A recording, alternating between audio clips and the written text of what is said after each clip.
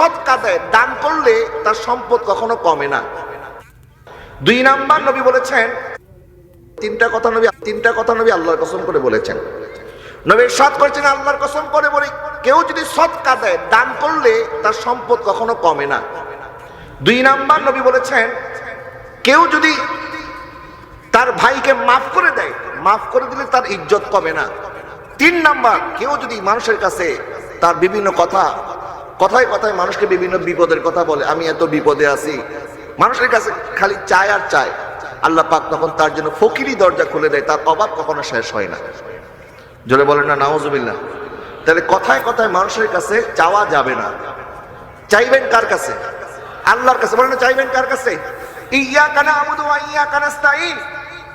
আল্লাহ, আমরা তোমার ইবাদত করি, তোমার কাছে চাই। রিজিকের সিদ্ধান্ত জমিনে হয় না, রিজিকের সিদ্ধান্ত হয় আসমানে। রিজিক আল্লাহ পাক আমাদেরকে যতটুকু দিবেন সন্তুষ্ট থাকতে হবে। ওয়া মা মিন দাব্বাতিন ফিল আরদি ইল্লা আলাল্লাহি রিজকুহা। আল্লাহ সুবহানাহু ওয়া তাআলা জমিনের মধ্যে যত সৃষ্টিজীব আছে, এমনকি নদী